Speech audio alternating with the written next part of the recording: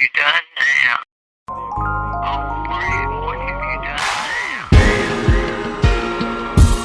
now? Ladies and gentlemen, welcome to the first episode of Reality Check here on the Reality of Wrestling YouTube channel. I'm going to be your host. My name is Brad Gilmore. I am one of the voices of the Reality of Wrestling. I've been one of the voices for almost 8 years now. And I'm excited to talk to my very first guest. You see her on the screen. She is a former Reality of Wrestling Diamonds Division champion. If you follow her on social media, you know that she has a moniker, the Pink Dream. And she joins me right now. That is Miss Alex Gracia. Alex, welcome to the show. Hello. Thanks for having me. How are you? How are you doing during quarantine? I'm good. Like I said, I had an excuse to get ready today and actually put my face on and do my hair. So that was a nice change. Like we were talking a little bit before, but it's been a really odd experience for everybody. But I think that, for me, doing radio or talking or doing whatever, I can still do that at my house. For you being a wrestler, there's no shows going on. There's no wrestling going on. So I don't know. What's it been like for you? Bumpless for 2.5 months. I guess that's probably the best part, right? Yeah. So there has been no working whatsoever. But the way I like to think about it is I'm so many people are working from home. So what was I doing that took my time up away from the ring? So that's why I'm really trying to focus on my health and nutrition and just working out there and just doing some other things that I can control and just really focus on those right now. It's got to be though a different experience, especially when you're an athlete, when you're a performer. You have that routine down, right? Okay, I'm gonna go Monday. I'm gonna go to the gym. Tuesday, I'm gonna go roll around. Wednesday's more training. Thursday, whatever. So how have you tried to stay on that as much as possible without being inside the squared circle? I've tried to make up a new routine. So I have my new routine every single day. So I wake up, I review my Spanish, and then I go run and work out. And then I come back and then look at my Spanish a little bit and then maybe watch Lizzie McGuire or something, whatever's on Disney Plus that day. And then I'll do my second workout and then I'll end the day kind of reviewing my Spanish again. And then I go to sleep, and it's literally the same day every single day. I know. I feel a little bit like Bill Murray in Groundhog's Day during this time. But what's the Spanish about? Why are you reviewing Spanish every day?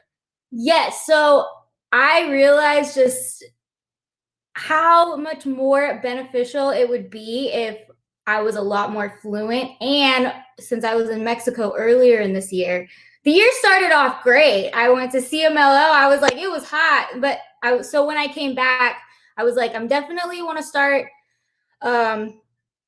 practicing that a little bit more. So I've had a Spanish course that I enrolled in. So I'm doing that every single day. That takes up a lot of time and it can get very frustrating. Oh man, I don't even know how anybody speaks Spanish with all the different ways you change the word. Nosotros ustedes. It's not my thing. But are you a native Texan?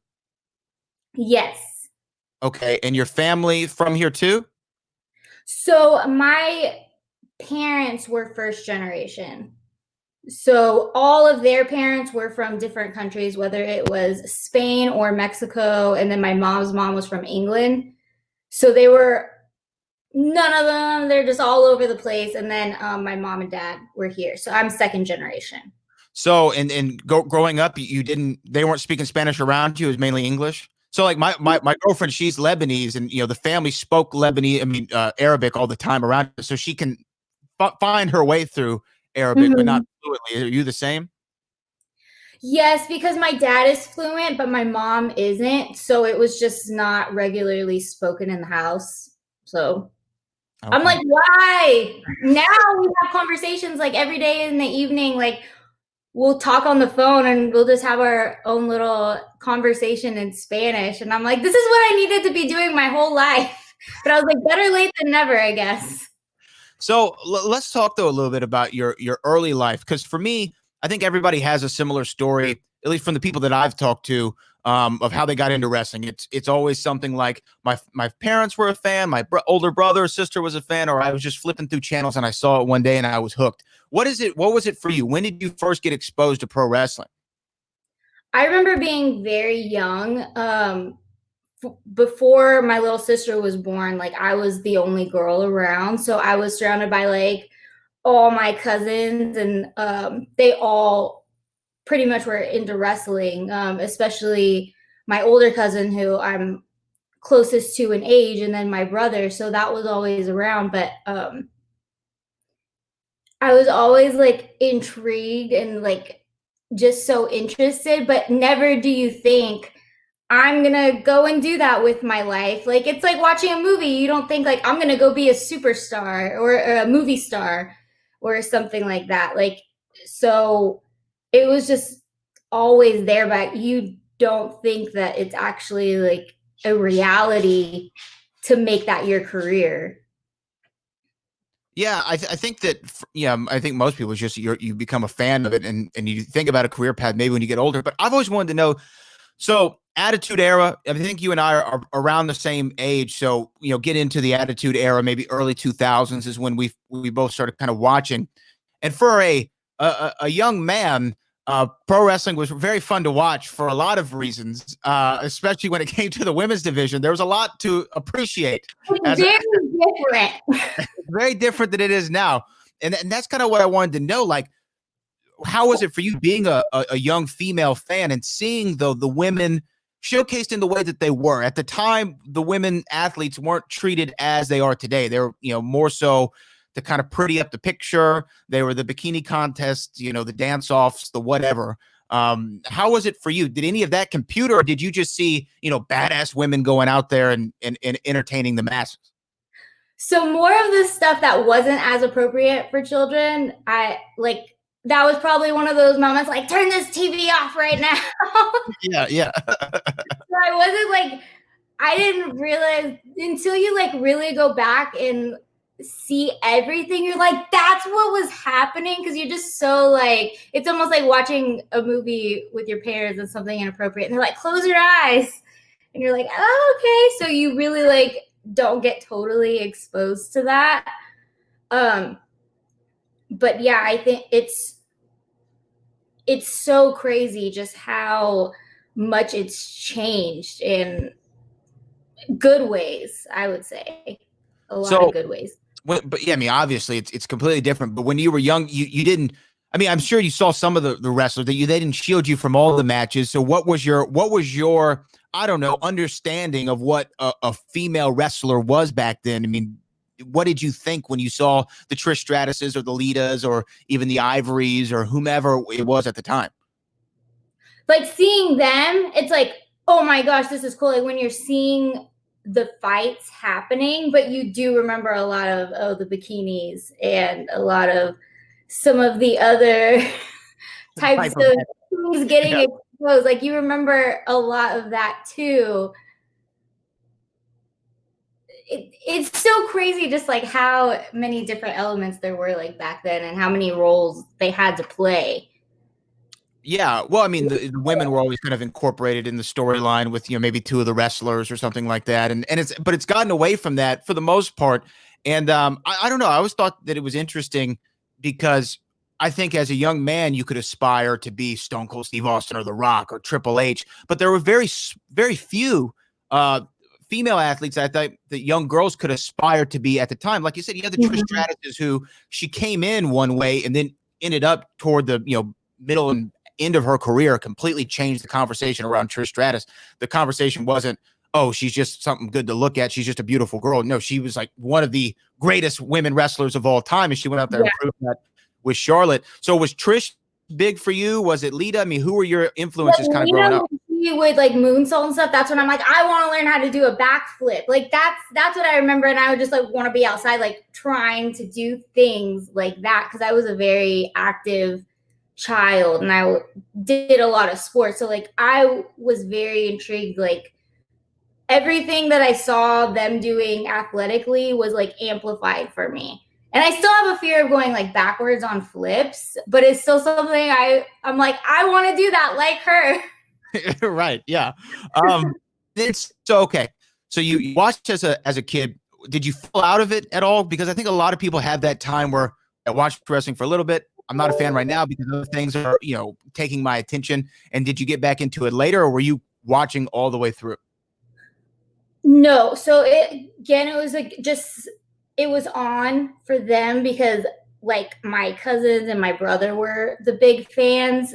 Like when I was little, I was just very into my sports and stuff like that. Like rarely, I was not like a big TV kid. Like I feel like I'm still not even like a big TV person, and so it did like fall off the map because then you go do what you're supposed to do. I went to college and I'm gonna go get a 9 to 5 job and go do all that.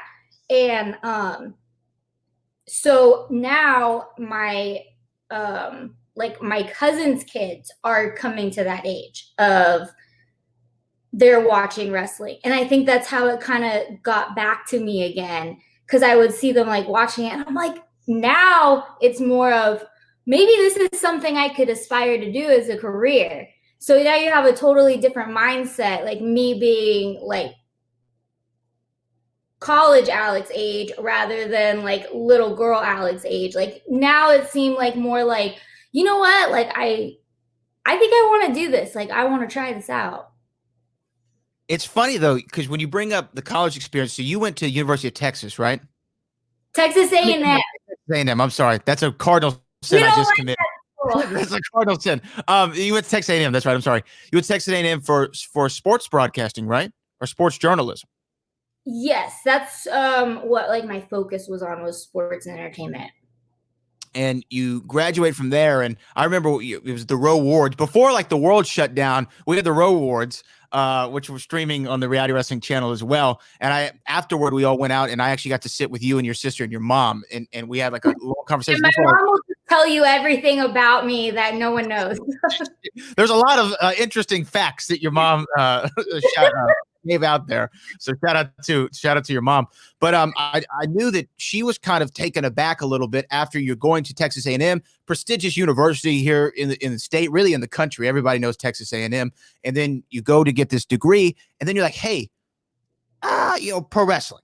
So where was that? Because I think that that's a pretty big departure from what the 9 to 5 plan was. Instead of going to an office every day or even going to a television studio every day to do a sports broadcast, you're driving for hours on end from town to town to town. You're flying to Japan. Mm-hmm. You're flying to Mexico. You're working on the weekends, not during the week. So where was that? Where did that come from? When did the idea get implanted? Okay, let's try this pro wrestling thing out. To kind of sum up a little before I was like, let me go after this. So right after college, like I was working in television and radio. And even that, I just didn't feel fulfilled in getting like a television and radio job out of college is very tough because it's a very competitive career path. And so, but I decided, you know what, I'm going to leave all that and I'm going to go to Dallas and I'm just going to start all over and just try to see what makes me happy. So like I literally was working like multiple jobs, like in sales and like whatever. And I was living in Uptown Dallas and I lived there for a year. And I'm just someone who I always need to be working towards something. And I felt like when I was over there, I didn't have any goals. I didn't know what I wanted to do still. And so my lease was about to end. And my parents were like, before you sign another lease, come home, figure it all out. So I go home.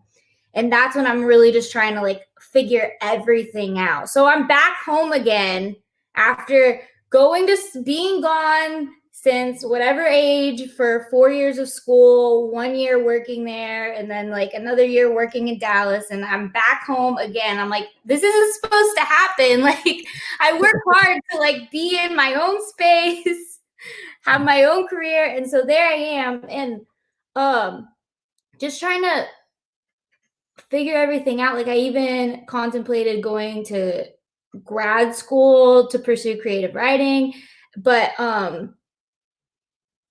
wrestling started to get popped up again, especially being back home. And so I remember one of my best friends, she'd known me since high school. Like she always would hear me if I would mention it. She was always the one I'd mention it to. So we were back home and she just texted me one day, like, I'm watching wrestling and I think you would be so great at this. And I'm like, yeah, it is really cool, huh? And I'm just like, yeah. And then so I really started to think about it, but then I'm like, no, because that's not what I'm supposed to do. I need to find something that I'm supposed to do for my life. And then we went to dinner with my family. My parents and my little sister, they went on vacation somewhere. And I was like with my aunt's family. And my um cousin's daughter was watching it, and I was just watching it with her, and I'm like, this is so cool. And he goes, yeah, I don't know why you never did that. Like, he was pretty much saying like, you're dumb. And I was like, well, I don't even know how to get into that. And then he was like, there's a wrestling school down the street. It was Shawn Michaels Wrestling Academy. And then he like started Googling it. And then so then my aunt starts going like, yeah, I went to high school with Shawn Michaels. So now I'm just getting it all over the place from everybody. And I'm just like, is this like working out? And so he was like, look, so Rudy Boy Gonzalez is the trainer, blah, blah, blah, blah, blah. It says contact here. And I literally messaged him right then. And I was like, hey, I think I might be interested in coming and like checking out the school. And he emailed me back right away. And he's like, okay, tryout is September 11th. Cardio wise, be ready. And I went September 11th and never left. And So this is September 11th of what year? 2018. 2018. So yeah, I mean, I think that's what a lot of people might find crazy is that you're still a year, I mean, a little bit over a year and a half, 2 years into the business, right? And you've kind of already made a name for yourself. But so go take me back to that September 11, 2018. You walk into Rudy Boy Gonzalez, San Antonio, Texas. Of course, Shawn Michaels, like you mentioned, this used to be his school. Rudy Boy's teaching there now. What was your first impression? Because I remember it was 2012, walking into the old wrestle, it was called like the WXF gym, Wrestle Exercise Fitness. It's a great name. Over there off 45 South here in Houston. I walk in to see Booker T. I'm gonna go meet Booker T. And I wasn't going to train, but I just remember going to the back and you see the two rings and you see these people wrestling around. And I don't know, in my head, for some reason, I thought that the girls would have their training session, the guys would have their training session, but it's not like that at all. It's like everybody's training together. Male, female, doesn't matter. And it's loud. I mean, it's a lot louder than you expect when people are taking bumps on the mat and you're right there next to it. So for me, it was like, this was a crazy world and I couldn't even imagine being involved in it. For you, when you walk into Rudy Boy Gonzalez training school on that tryout day, you're going to see if you could actually be a wrestler. What was your first impression? Okay, so I just came ready to like work out. Like, I knew from the minute I walked in that gym, everyone was going to try to get me out of there. Like, I could just feel it. Like, I was like, she doesn't belong here. Why? Why was that? Why was that? Well, so I was working a part-time gym job, and so like I would come from work, and so like I still had like my face done up, and like, I'm sorry, most of my workout gear is pink. Like, it is what it is. I can't change it. So I'm like walking in, I'm in like pink yoga pants, pink tank top, like I have makeup on, and it just really looked like I had like done myself up for this. And I knew walking in, I'm like, I know this is what this looks like. Like, I played sports my entire life. I know every type of feeling. Right. But I think just the athlete in me and like the competitiveness, like I'm like, okay, 100 burpees, like I might feel like I'm dying, but I'm not gonna like let you see that I'm dying, and I'm gonna keep doing it no matter what. Like, I'm not gonna like let you drive me out of here. Like, and so I walked into my house after that first day of training, and I was like literally like crawling to the couch, and I told my parents, I was like, this is no joke. I had never been so beat up and tired in my life. Like, it was just a whole nother like type of pain I never even knew. I don't even know how to explain it. I hear it, but what's crazy is I hear everybody say that, right? Like, everybody on their first day of training says that. And I always go back to the story that Kurt Angle told, where this is a guy who is an Olympic gold medalist, no joke, athlete his entire life, similar to yourself, an athlete whole life. He goes in there. I mean, we all know you won a gold medal with a broken freaking neck. And he goes in there and he says, when I took the first bump, I thought to myself, what the hell am I doing? I do not want to do this. He said it hurt like nothing that I'd ever felt before. And it's just crazy to me to hear that from everybody. So what makes you keep going? That's my question. Because when I fell off my bike when I was 7 and I scarred my whole elbow up, it was 2 years before I got on a bike again. I was scarred both physically and emotionally. So for you, you go in there, you take this bump, you're like, this is no joke. But what you just, was it the competitor in you as an athlete that said, I'm going to go back out there, I'm going to do this again? I think so. And like, I always like tell myself, I'm like, other people have done this. Like, you're not the first person to experience this and to do this. And I'm just like, okay, if they were able to do this and get through this, like, I know I can do this. And so, like, yeah, I think what was like worse for me too was like running the ropes. Like, I just looked like I had whip marks across my back. Like, I have this picture and like, I am just all blue and black down my back. Like I think my first week of like learning bumps, like I bruised my ribs, so I couldn't even like breathe. I was like, like it was just, I was just coming home and like, they're like, what's happening over there? But you keep going every single day. And I'm just like, I love this. I think it's that like little bit of craziness you have to be able to do this and like love it that much, because you really have to love this sport and want to do it to be able to be like, okay, I'm willing to put my body through some of the stuff that I am. So you train with Rudy Boy, and how long was that initial training with him at his gym? So up until October of the next year is when I started to go to row. Mm-hmm. Okay, so about a year-ish. About then. So yeah. you're there for a year, and I remember, I don't know, this pro wrestling circle is so small, right? I mean, everybody knows everybody. And it wasn't long to where I started seeing your name pop up a lot of places. I started seeing you on social media more. I mean, all these places. And then I remember Kevin Bernhardt, who we all love, who's the executive producer, director of reality wrestling. Shout out to Kevin. You got to shout out Kevin. It was his birthday a couple weeks ago. So shout out to Kev. But I remember him telling me that you were coming down. And I didn't know, once again, I didn't know a lot about you, but I felt like always lucky, because when I came into the industry, I came in with Booker T, right? I mean, I came in, Booker T happened to live a mile away from me, and his school was 2 miles away from me. And I was like, this is great. This is awesome.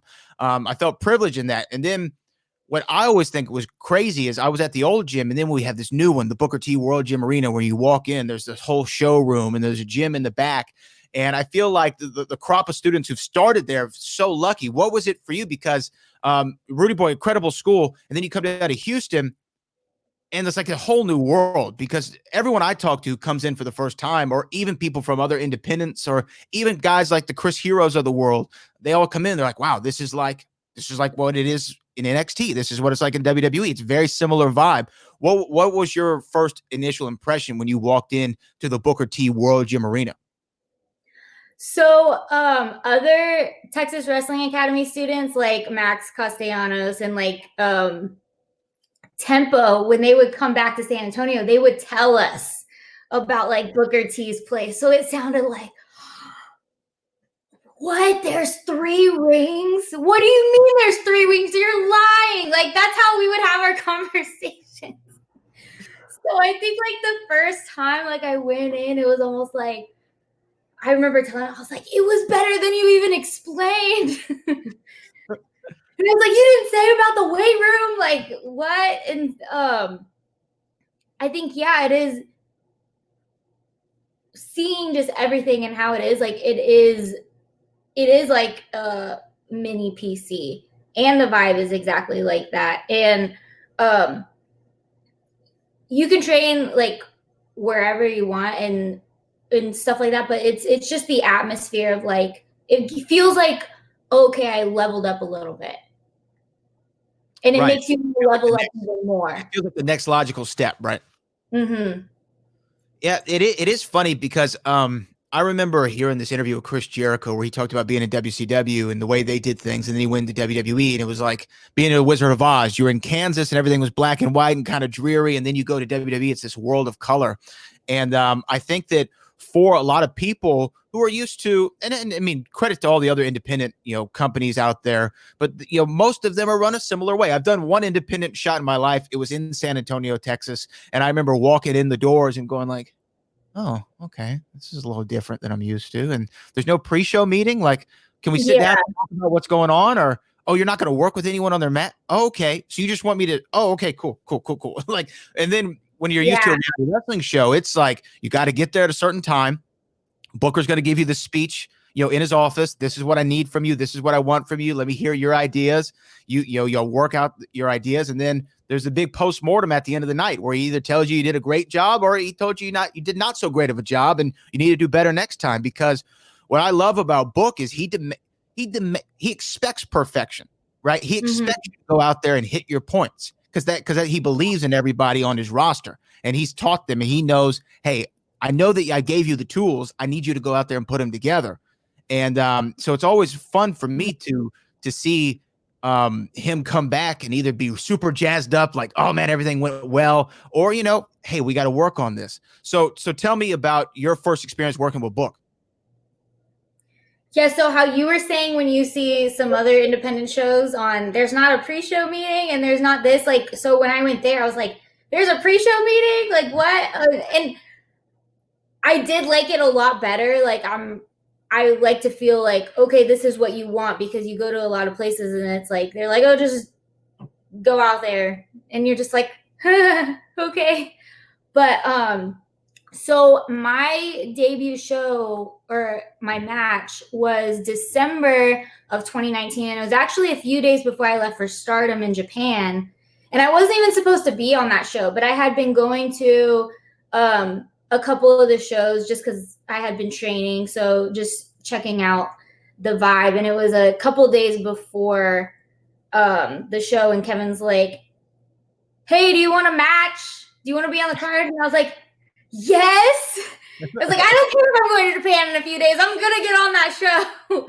And so I was just super nervous because that was probably the second match I had ever had with that type of vibe, because the pay-per-view type vibe. It was a pay-per-view. Right. I had done one pay-per-view previously for Shine Wrestling. And that was the first time I was like, so I still am going in there like, okay, I have absolutely like no idea what I'm doing, but I'm gonna just go out there and do what I can do. And so it's very nerve-wracking in that sense. And then also you're like, I might do this match and he may never put me on the show again. So it's the pressure of that also, because it's like I had just been training there and just meeting him like the few times, and I'm like, okay, now he's just gonna see me put on like the pay-per-view for the show. So I was like, okay, it's time to put on like my big girl shoes now and really prove why I want to be here and why I feel like I'll work to be here, like I and stuff like that. Yeah, it's a pretty pressure-filled situation to walk into a Christmas show, which is typically one of the biggest shows, if not the biggest show of the year, and find out in 2 days' notice. What was your feedback from Booker? I mean, because here's the thing that shocks me sometimes when people come in, especially when they're first or second time, and they don't go and ask for feedback from a guy who main evented WrestleMania. Like, I don't understand how people don't utilize the source more. And I've seen people do it, and it shocks me every time. I know that you're someone who always asks for feedback from everybody because you want to improve. So what was it like after that show going to talk to Book? He was actually super happy with it. It was a short match. So I think being at training, like the few months I was before, just hearing what types of matches Booker likes or what he expects, and like where you are on the card like makes a difference, and how many minutes you have in like a TV match. And I'm just like, okay, like he just wants a short, simple TV match. Like, to me, I'm like, okay, like, I can do this. We had our meeting and I'm like, okay, I'm just going to give him exactly what he wants, like, and go do it the best I can. And so, like, talking to him after that, I think that's what he was most happy with. He was like, because we were the first women's match on the card. So he was like, you gave me exactly what I wanted. Like, that was exactly what I needed. Like, good job. And I'm like, that's more than enough for me. Right. It's a good place to start off. But what's crazy to me though is a lot of people work their entire careers to be able to get on a plane, go to Japan, and have that experience of touring Japan. Ryan Davidson did it for us recently. Of course, you did as well. Hyun, Rex Andrews. There are a few people who've done the Japan thing. So talk to me about your experience working in Japan with only a year and change in training. Yeah, I had my year anniversary there. So, I mean, once I left there, like, I felt like I didn't have like a lot of confidence, like, going in. Like, I have confidence, but you just know, you're like I don't have as much experience as these people. And then you're with like some of the best girls in the world, and you're like, oh my gosh, like, I don't want to mess up. I don't want to like look bad. How did I end up here? And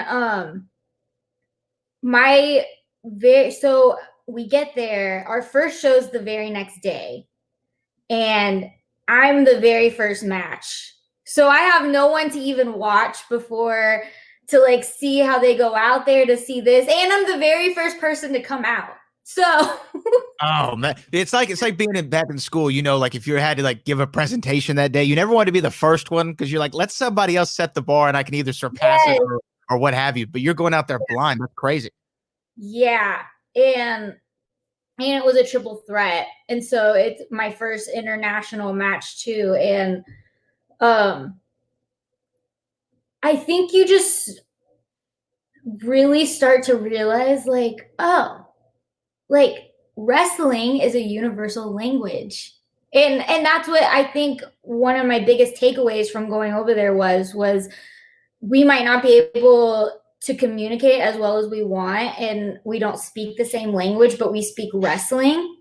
And as long as we have that, like, magic happens over there, obviously, because there's a lot of foreigners who fly over there and can have great matches with someone who only knows Japanese, or can go to Mexico and they only know Spanish. And I think that was like the coolest thing for me to realize. And then it put like less pressure on me, like, coming back. So I'm like, okay, it should make it that much easier when I can actually communicate and speak English with someone than when I wasn't able to. And I've always heard, like, in Japan, the crowd is different. What did you realize that the crowd's different? Because I always hear like that they're not as vocal as the American crowds. They like to clap a lot. Like, Is that the thing? it's very like sophisticated. Like, I would say, like, I'll like sometimes like go on like Stardom World and like watch some like old matches too, and they're just like, it's like, wow, like, Good for you. Just good for you. You did that. Good for you. So okay, you come back from Japan, and when you come back from Japan, did you feel like, okay, I just went to Japan, I did a reality wrestling pay-per-view, Booker T liked what I did, I'm getting this now, I'm understanding this? Or did you still feel like, man, I got so much more to do? I felt like I have so much more to do. I just felt more motivated than what I was, if I even knew that was possible. Like, even now, I'm still like, I don't know what I'm doing. Right. Well, it's funny though. Booker, he teaches so many lessons, right? Other than the fact of the actual wrestling moves or the psychology of it, but he talks about all the things that you have to do to be successful in this business. And one of them is the one that he always talks about is, in order to make it in the ring, you got to make it in the locker room, right? You got to be able to go in there and go in the back, and people have to respect you. You have to respect everybody else, and you all have to work as one unit. Act collectively, or think collectively and act singularly. So for you, coming from Rudy Boy, coming from San Antonio, you moved down to Houston. You don't know everybody. Was it a weird experience coming to reality wrestling, trying to get along with everybody, or did you kind of fit right in? I think it's like any experience. Like, you're the new kid. Like I was the new girl. And it's been like that no matter where I've gone, like whether I've like walked into the Stardom locker room or I've walked into like the CMLL locker room, like that it's like this is your locker room, and I respect that. Like the first time like I come in, like I'm gonna show you that like I just want to get along with everyone. Like I want to work hard, just like I know all you do. And then like from there, I think just natural like acceptance starts to happen because people are like, oh, okay, like she's here to work. Like, and I think that's what I really love about like going international, like especially because like they work their butts off, and so when they see someone come in, they tend to have this like different mentality about like American wrestlers. And so when you come in and kind of like break that and show them that, look, I'm not trying to get out of the conditioning, and I'm not trying to get out of this, and I'm not trying to get out of this, and I'm going to go through everything that you had to do.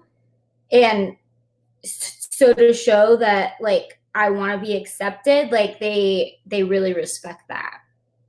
I think that's the biggest thing, right? And it's so weird because wrestling has all these traditions, right? You have to shake everyone's hand. You got to, wipe your feet before you get in the ring.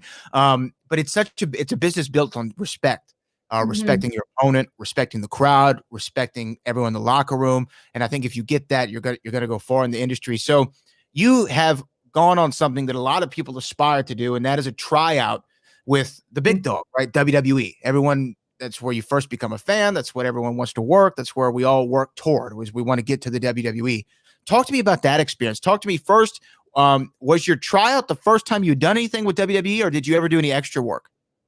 I had done extra work once, and that was it. And so then I had the tryout. Okay, so let's talk about the extra work. So a lot of times WWE, they'll go to the town and they'll just call around, say, hey, we need some people to be here just in case we need anything. I remember my first time backstage at a WWE show was at a pay-per-view in Houston at Toyota Center. It was a really random day because I remember Wale was like an invited guest to book. So I'm down there with Wale and I'm like hanging out with Wale. And then we go to the back and Sting had just wrestled in the main event in what ended up being his last match. And I'm back there and you see, there's Triple H. Oh, there's Chris Jericho. There's catering. That looks awesome. Vince McMahon walks by. You see all the cameramen and all. I mean, it's a crazy experience. And for a wrestling fan, you try not to be the proverbial mark. Cool. You're like, act cool. I'm supposed to be here. I'm shaking everybody's hands. I'm not gonna overindulge in catering. I'm gonna get a little snack.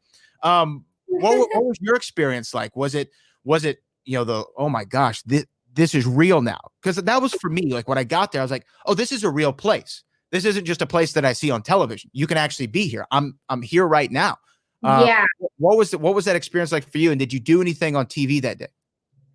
Yes. So it was really cool. So the very first day I had it, we got to be there. We actually like other row guys and me, we got to do the moment of bliss, and it was like Sasha Banks and Bailey were asking questions, and so we got to like answer questions in the audience. Yeah, I remember this. So it's so funny because it's like we're just like all spread out, and it's like, oh, you just happen to choose all the row kids. Yeah, right. And when they all happen to be front row, it's really weird. Did they give you the questions to ask? Each other? Okay. Did they give you the questions to ask? We were like told like what to say. Right. And what was going through your mind? Because when I was there, I was just hanging out backstage with a rapper and Booker T. But you were there to be on national television. This is the USA Network. This is Monday Night Raw. The biggest show in wrestling history is Monday Night Raw when it comes to television, and millions of people watch it every week. Was all that going through your head, or did you treat it like this is a show? I'm a performer. I have a role. I'm gonna go out there and do it. My entire thoughts the entire time I'm there is I'm like, I don't want to do anything that's going to get me fired. I'm not even hired, but I don't want to get fired. So like they're telling me, I want to get me. It's like, I don't want to mess up on this question. Like, am I sitting right in this chair?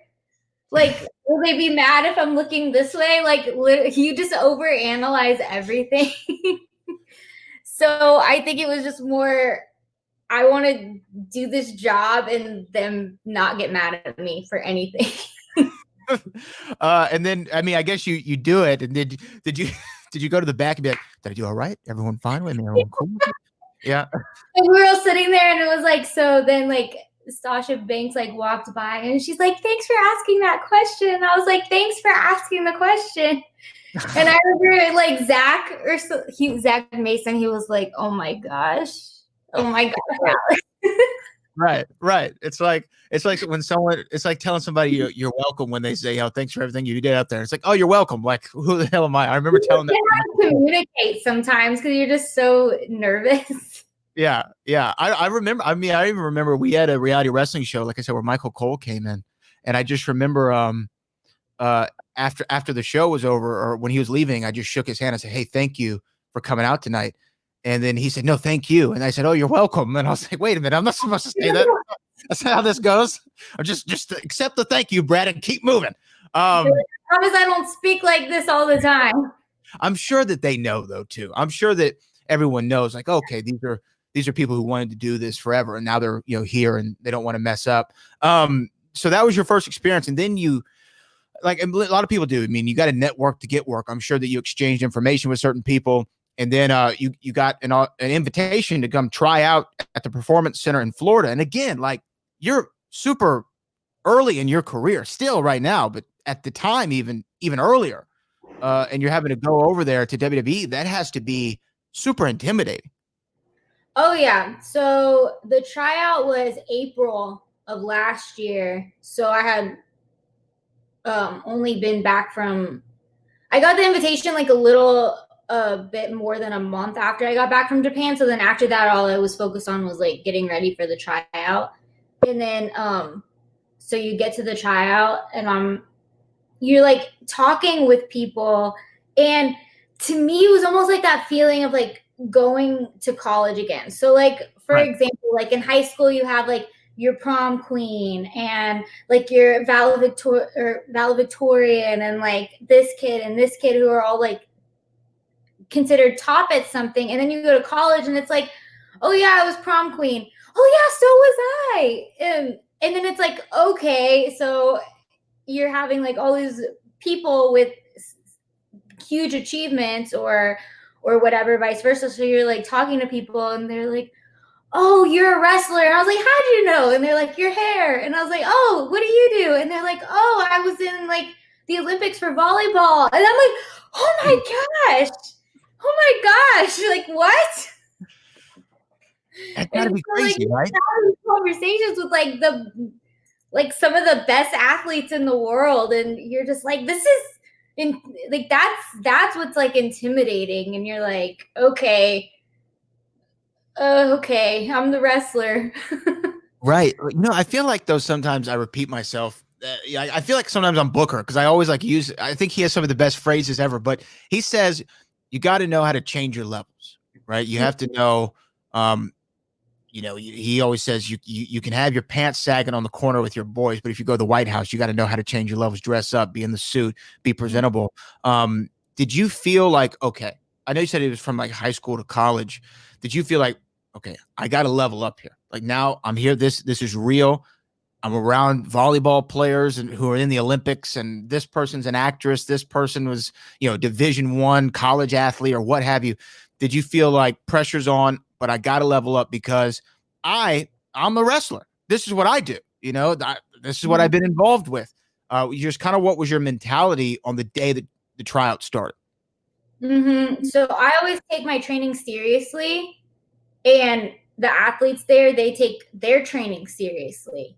So it is really cool to be in that atmosphere of like, you really have no room. For me, I didn't think I had any room to slack or any reason to just like be like, okay, like this really is business.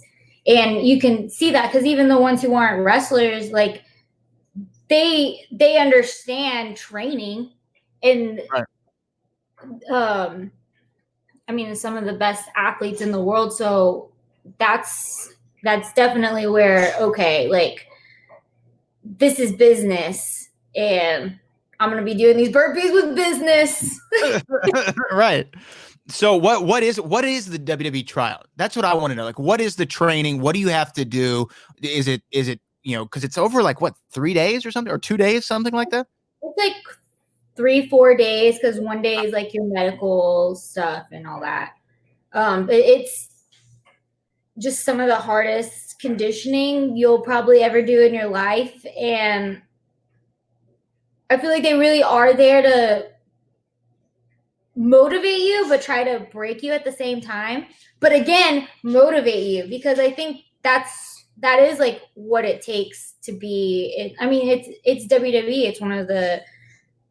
It's the most prestigious wrestling brand out there, and so to be able to be a part of that, I think they just really want to see, like, it is a mental game, and you can have these great athletes, but if they don't have like the mental capacity to be able to really fight through this or really push through this, then I think that's really just what they're trying to see, because they all know who they're bringing in.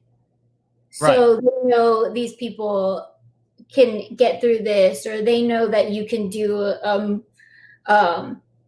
450, or they know you can do springboard, or they know you can do this. So they're just really trying to test you mentally, I feel like. And after that process was over, did you feel like, okay, I know I was here. I think this was good for me to get my feet wet. Now I know if I have to come back, I know what to do. Or what was your kind of immediate thought process after you're on the plane back to Texas? Well, at first, like, being in that type of atmosphere, like, that is absolutely what I feel like I should be doing, because it's like that's what I do. And so being able to be somewhere in a facility like the Performance Center in Orlando, you're just like, whoa, again, it's like I leveled up. Like, oh, you're like aspiring to be there now. And so, yeah, afterwards, I really had no idea how I did or like what I did. But you start like overanalyzing, like, you're like, man, if I didn't stand this way over here when they were looking and I was standing this way, maybe that would have made a difference. Like, you start overanalyzing everything. But it took about 6 weeks, I think. So that's where I like started to feel a little bit hopeful, because I was like, why haven't I heard anything? Why haven't I heard anything? Why haven't I heard anything? And just talking with people over there. And it was just more of, I was really early in my career. So I just needed to go out there and like keep branding and like building my name and stuff like that. But they were like, you get the whole like spiel, like, overall, like, you were a standout, we loved you, like this and that, but just go do this. So you're like, okay, let me now like reassess myself and figure out what I can do, because that was my whole plan all along, coming back from Stardom and moving to Houston to go to Raw, was to continue to improve and continue to brand myself and build a bigger name. And so then I had a tryout, so then I focus on that. But it's like, okay, we got to keep going with the plan. We got to keep working hard, keep branding, keep name building. And so I was like, okay, I can do that. You bring up something interesting, and I think that it's something that a lot of people, I won't say a lot of people, but some people lack the foresight of doing. And you have always had a real strong social media presence. You have a YouTube channel. You put all kinds of different content on your own channel. And you used the term twice just then in that story of branding. And it's big. I mean, right now, you have pink hair. You're the pink dream. A lot of pink, but you've branded yourself. I mean, people can recognize you. Like I said, someone knew that you were a wrestler just by the color of your hair. They're like, oh, you must be the wrestler because of your look. Where did that come from? Was that something that you knew coming into the business? I need to have an identity. I need to have a brand. It's one thing to be Alex Gracia. It's another thing to be the pink dream. Was that something that you always knew, or did you have to learn that along the way? I had an idea. So I did learn a lot about like marketing myself and branding like while I was in college because I did sports reporting. And so like that's when I was like would do my own interviews on YouTube, kind of doing them the way I wanted to do them, and having like little shows and little podcasts that I felt like were more related to me, that I think people who watch me would enjoy a little more than just being like, okay, talking about stats and this and that. Like I like talking about the fun stuff, but I think it's just always been like think of like your favorite characters or superheroes. Like you are able to know what they look like, what they're wearing, what they do. And so coming into wrestling, like when you I feel like you just have to know to do that. And I know it's not something you just know to do that, but it was something I was kind of thinking about like from the beginning. So then when it was time, oh, okay, I need to start designing my gear, this and that. I'm like, what's something that like I want to be consistent? And I'm like, I do like changing my gear up like here and there, but I'm like, okay, a color can be consistent if they know I'm always like going to wear this color. I'm like, that's one of the most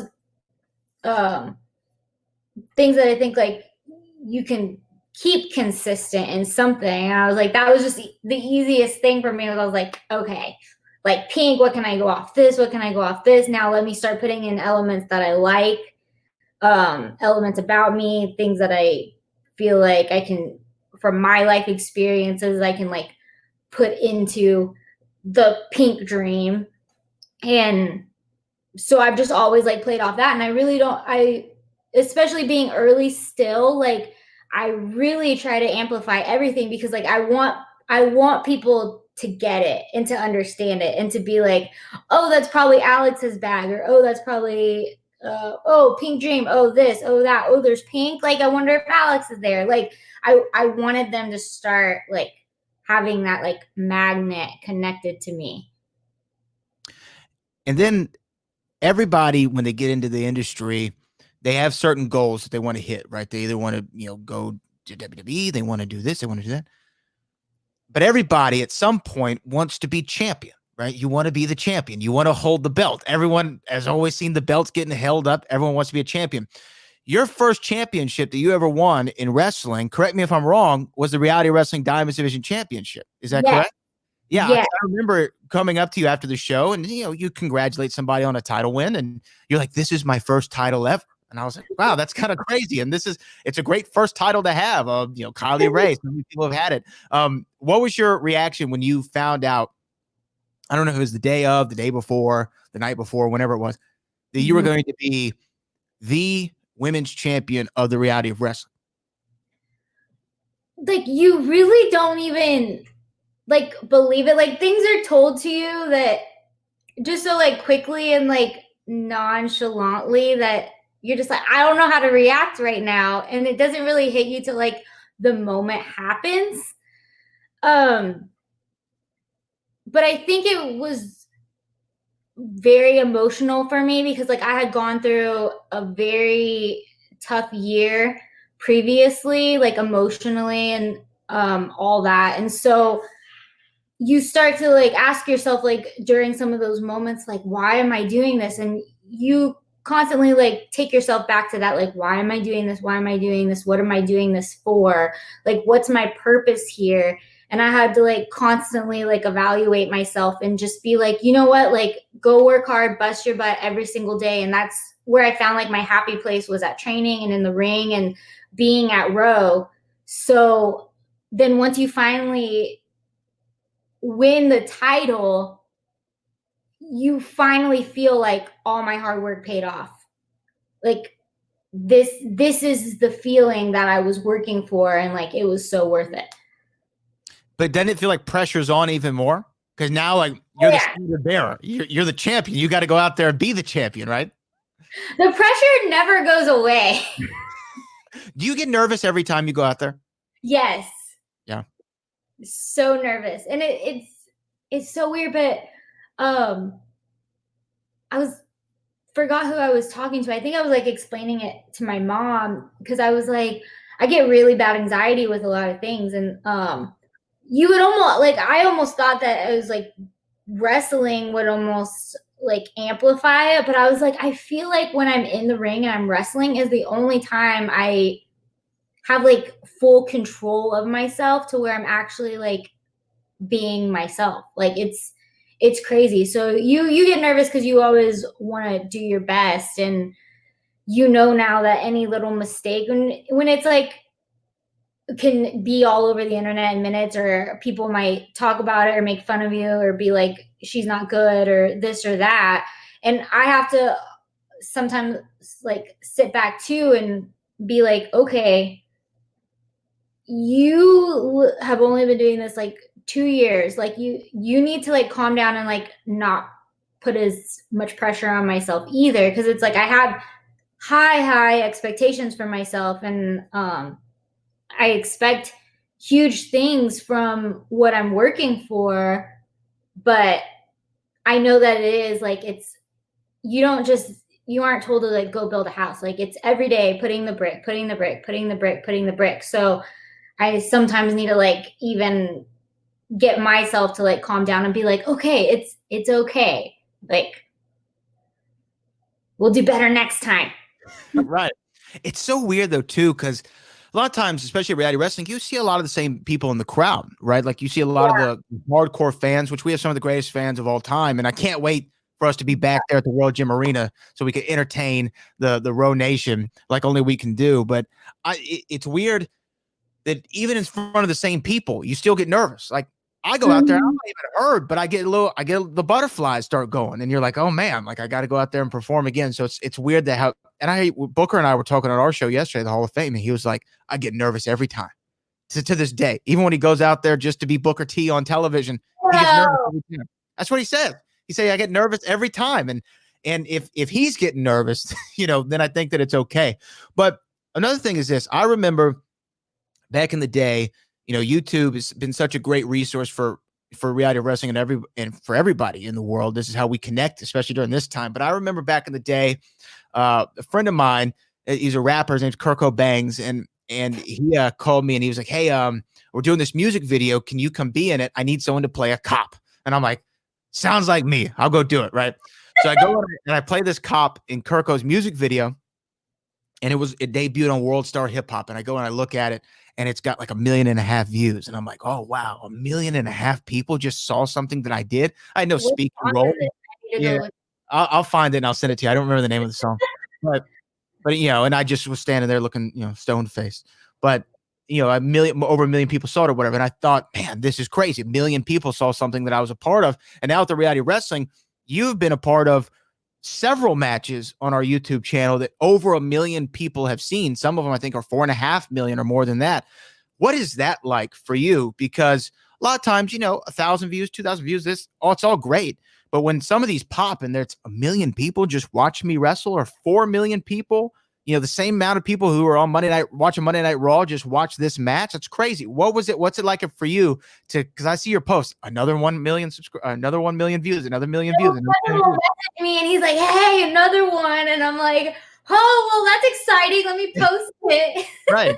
What's that feeling like though? That's got to be insane to know 1 million people just watch me wrestle. I mean, it's definitely mind blowing. Like, again, you're just like 1 million, like that number doesn't seem like that many people are like, I want to be like, why are you watching me? Like, it like start to like evaluate. So I'm like, I can like keep this up and like get even more people. Or I'm like, I'll like go back and like look at those matches sometimes and just be like, okay, what did I like about it, or what do I think? And a lot of those ones I actually would ask to have film study with from Booker and stuff. So when he would say like good things, I'm like, oh, okay. So then maybe other people saw a lot of good things too. So that's pretty cool. But I think that's what puts the pressure even more, is that even if there aren't a lot of people like in the audience, but that you can capture that many people and like entertain that many people like on a level because of like what we're able to do media wise, like you're just like, okay, I need to always go out and like do the best me that I can, because you don't know who's watching. You never know. You never know who's watching. You never know who can give you that next opportunity. And speaking of next, what is next for Alex Gracia? Once the world gets back to normal, once we have pro wrestling fans in pro wrestling venues and we're wrestling and entertaining them, what's next for you? What's on the goal sheet? What's on the bucket list for Alex Gracia? You know, this quarantine thing is just still so like crazy. Like it happens so fast. I know. Well, that's when I brought up the real awards thing for. It's like we're all out, we're shaking hands, we're having fun, we're taking pictures. And then it was like 2 days later, the world shut down. Yeah, it's like, well, I don't know.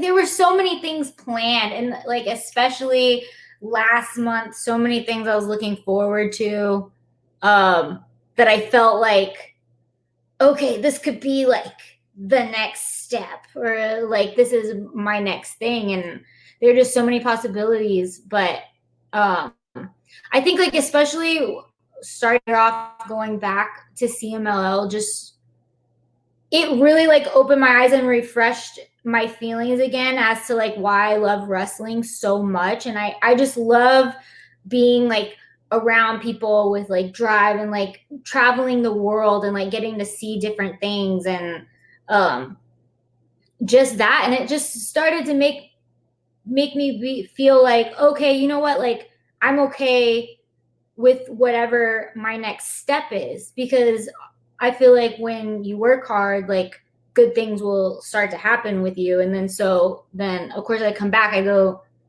like to Orlando, but then I get sent back because quarantine, and now we're in quarantine, and then like everything that I have pretty much the rest of the year is like canceled. But I'm just trying to control what I can control right now. Like I would love to be signed with a company that really sees something in me and believes in me, because like I will show them that it's like I will work hard for you, and I want to do like the best me for you. So just I really need to like, I feel like prepare myself for that, because again, it's always the leveling up, and it's not just mentally but then also physically. So I'm just trying to get ready for like any opportunity. That's really just why I'm training so much, and really just trying to get my mind right, because I feel like after this quarantine, like a lot of good things will start to happen for people, and so you just got to be ready.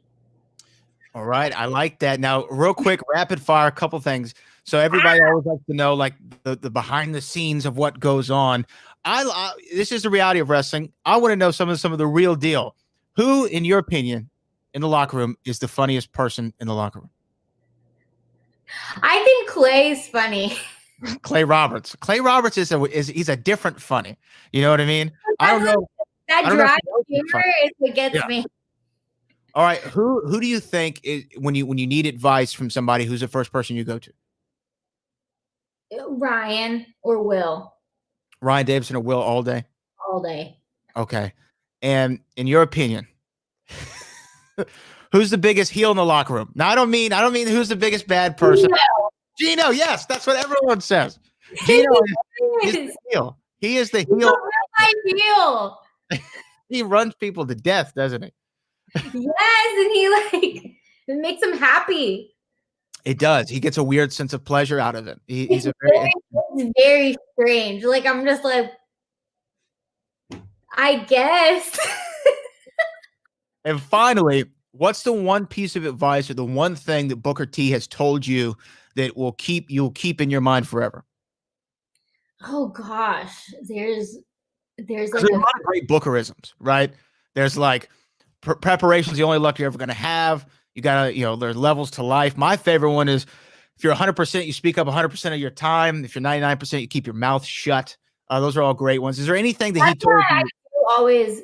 I always like have in my head, like naturally, now that you say that, because it's like whenever I go somewhere, I hear that. So I'm just like, keep my mouth shut. Like, I think it's just I would have to say that one, because it's just like instilled in me now. It's like, don't say anything, Alex.